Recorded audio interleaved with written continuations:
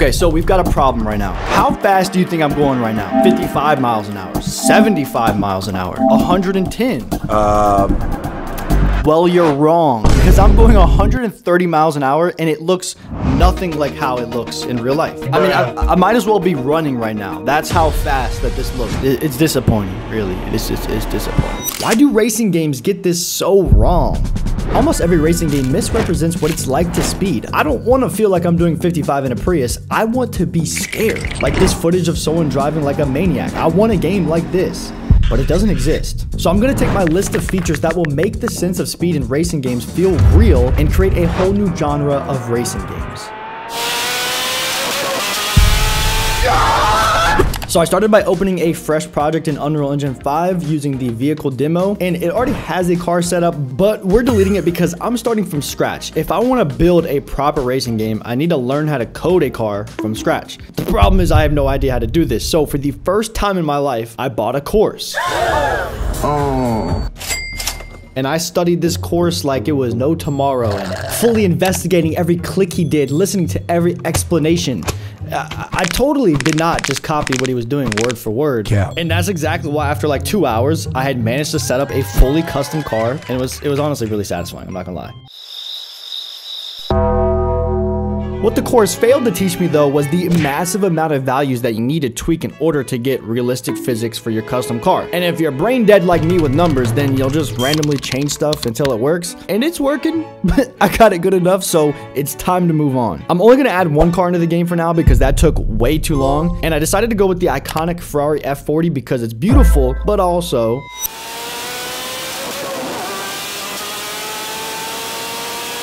I mean, come on, you give me one of those right now, I'll tear it up live, you know? With the driving mechanics set up, it's time to start on something called level design, my favorite thing. And surprisingly, level design is something that a lot of racing games get wrong. And it's because they lie about the road width. In Forza Horizon 5, a 2-lane road is so big you can literally fit almost 3 cars into just 1 lane. Like, wow. When you actually think about it, it's kind of crazy. In GTA 5, 2.5 to 3 cars. The Crew, 2.5 to 3 cars. I didn't even notice how bad it was until I started making this video. And it's pretty obvious why they do this. It's because it's more forgiving for the player. But in real life, you'd be lucky to fit like 1.5 cars in the same lane. And in my game, we're aiming for realism, so we have to do this. Frick the whole being nice to the player. I want this to be actually scary. Y'all are not gonna have fun playing this. Out of pocket for that shit. So I went ahead and designed this little race circuit with those unforgiving road dimensions, and it was actually so fun. I was just driving around this for like so many laps, and that's how I knew it was perfect. But we need some sort of map to actually, you know, like what is this? Y'all losing me, man. So I was looking around for inspiration, and I found this video of someone absolutely cooking at pitch black at night, and this is the exact vibe that I want for the game. So I kind of spent the next 3 days recreating this whole entire map. You know who Mark Zuckerberg is? Do research. And it turned out sick. Considering I started from nothing, flying around the viewport, the map actually looks pretty sick, and it looks right on spot with what I'm going for. But the big problem is that when you play the game, you can't see anything because it's pitch black. So I added some headlights to our car, but with a little extra sauce called IES texture. I'm not qualified to explain it because when you open up the file, I don't know what any of this means, but basically, when you have a normal light in video games or in a 3D software, it's just evenly dispersed and it's not realistic. But an IES texture somehow gets all the real life data from Thomas Edison himself, and it realistically disperses the light. I think I nailed that. But don't take my word for it. I mean, you can see how much more realistic it looks. And then I kind of got carried away with the immersion and added some code that detects when the player isn't moving, and then just a few seconds after, bugs start flying around the headlights, just like in real life. It's the little details that go a long way. I call it ahead of its time. I also needed some sort of feedback for the player when they hit and scrape against objects. Here I come.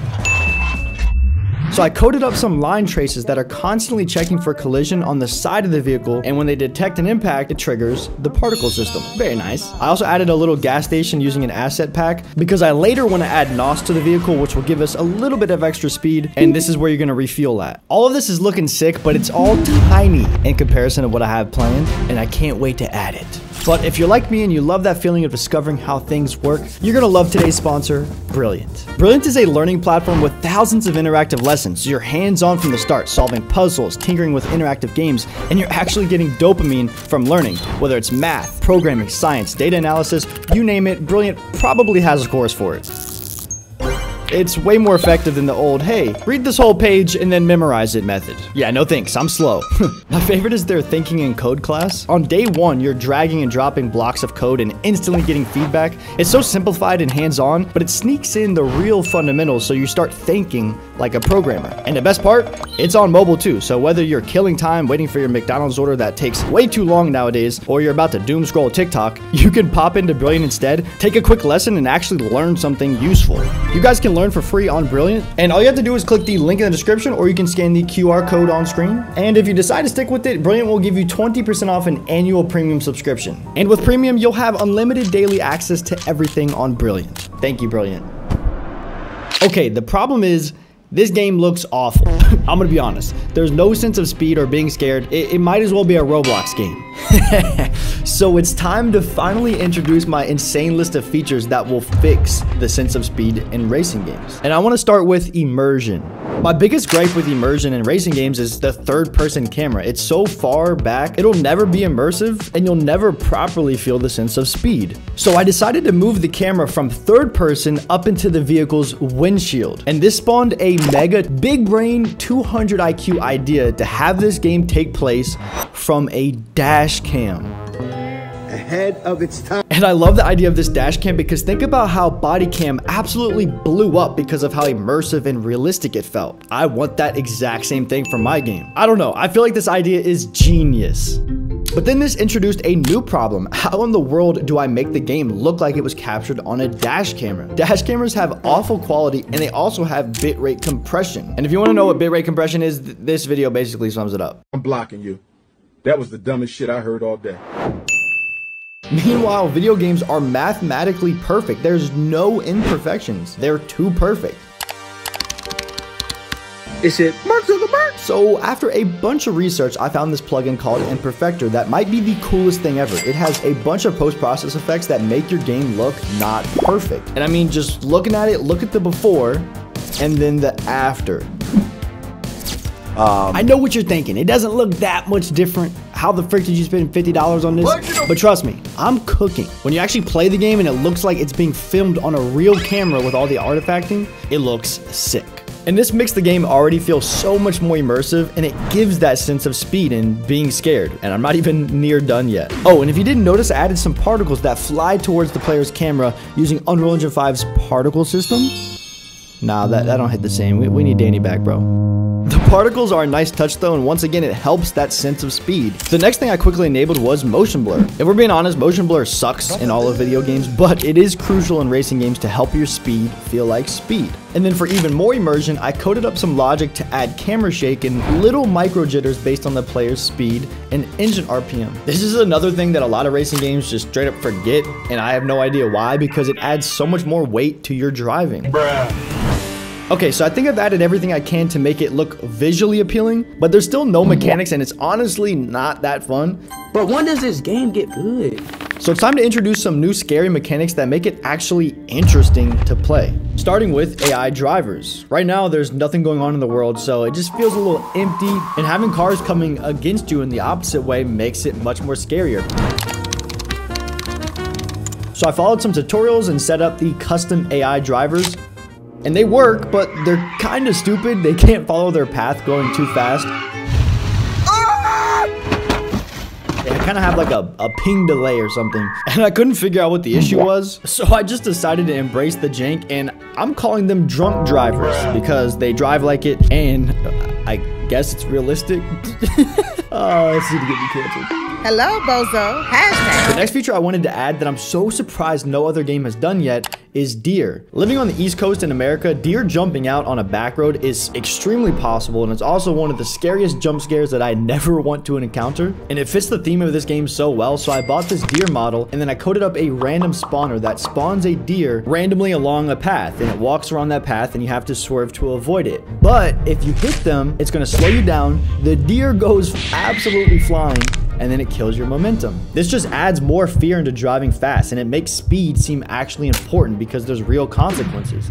And that's one thing about racing games that you never get. There's no consequences at all. Rewind time. It's not that fun when you can get out of any situation with one button. So having the deer that can jump out at any point adds a little bit of that heart-stopping moment that we're missing in racing games. It's time to play the game. I beg your pardon, ahead of its time. I'm dying. And honestly, I feel like this would be such a good feature for GTA 6. I really hope they add this. Speaking of GTA, since everything in this game moves super fast, I wanted to add a slow motion ability just like Franklin from GTA 5, and hopefully that adds a little bit of extra skill because you can choose when to slow motion and when not to. And then for the last mechanic, to make the game feel even faster, I added a NOS that you can toggle on and off. And just for fun, the NOS has a limited duration, so you're probably gonna want to stop by the gas station to refuel it after each lap. Be careful with this, it's actually really overpowered.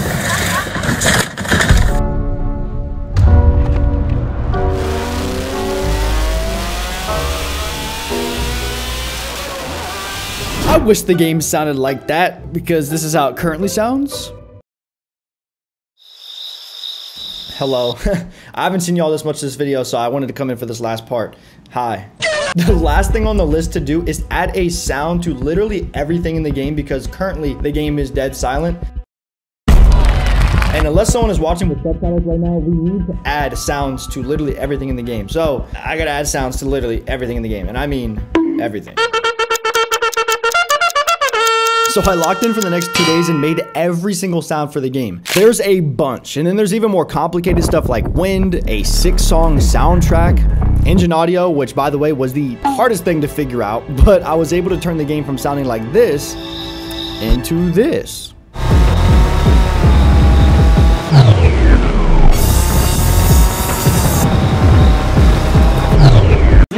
I'm still such a noob when it comes to game development, and each project that I inevitably end up scrapping because I suck, I learn more and more each time. Like, here's the code for just the playable car alone, and it's insane. I love looking at this because it reminds me of when I used to play Minecraft as a kid, and you just looked at everything that you built, and you'd be like, I made that. I did all of this, and it's so incredibly satisfying. Right now I suck, but eventually I'll be a pro, and for now I'm pretty dang proud of this. We do not care. The goal of this whole entire video was to fix the sense of speed in racing games and make it feel like they have actual weight and consequences. And honestly, I think it turned out sick. It's time to play the game. You guys can go download it for free by joining my Discord. You just download it, unzip it, and run it like any other game. It's not perfect, but I'm just so proud that I'm making games. Have fun. Next video, I recreated GTA 6 and it's playable. See you later. Man down!